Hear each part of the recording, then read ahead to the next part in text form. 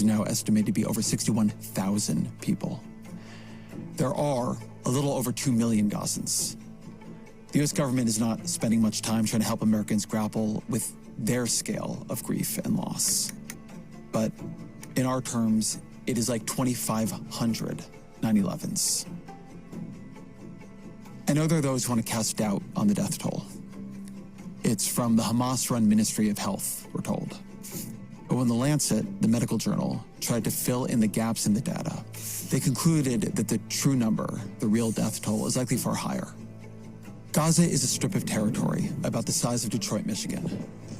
Since October 7th, Israel has dropped more than 100,000 tons of explosives on this sliver of land. That is more tonnage of explosives than was dropped on Dresden, Hamburg, and London combined during World War II. Aerial photography shows that 70% of all structures in Gaza, all the homes and hospitals, mosques, schools, are severely damaged or destroyed. You just cannot drop that many bombs on such a densely populated strip of land without mass casualties. But it is not just the casualties. Israel has also been restricting the flow of food into Gaza. Aid organizations have been warning all along of growing hunger, of the possibility of famine. Then, in March, Israel blockaded aid into Gaza for 11 weeks. Then it largely ended the existing aid infrastructure the UN had built and replaced the hundreds of operating sites of aid distribution with 4 sites, run by inexperienced American contractors.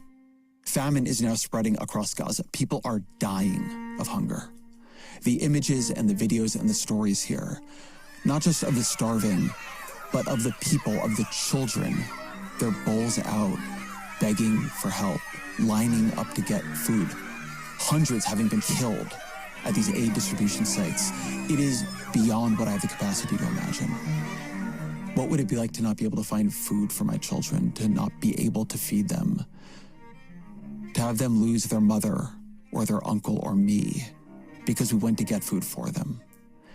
The idea that this is made up, that it is a concoction of Hamas or anyone else, just listen to the aid workers who have been there. People have been hungry for months. Famine is unfolding. It's not pending anymore. It's happening.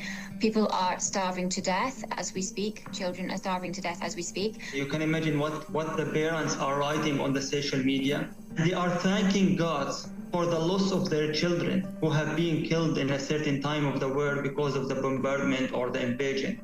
They are thanking God that they have lost their children to not reach to this stage while their children are asking them to feed them and they didn't have any capacity. And if it really isn't that bad, if this is all just propaganda, Israel could prove that easily. Let reporters in. Let independent inspectors in. But they won't do that because this is not a trick, because it is not just propaganda. This is hunger as a policy, hunger as a weapon of war. This is a siege. Almost 2 years after October 7th, what is the point of this siege? Is it to break what is left of Hamas? What is left of Hamas? A group of about 600 ex-Israeli military officers, including former heads of Mossad and Shin Bet, released a letter saying that, quote, "It is our professional judgment that Hamas no longer poses a strategic threat to Israel." Is the point of this to get the hostages back? This is endangering the hostages. They are being starved alongside the Gazans. מה יקרה עם זה? אני כבר לא אוכל, לא יודע כמה ימים ברצף. The main group in Israel representing the families of the hostages said, quote, "Netanyahu is leading Israel and the hostages to doom."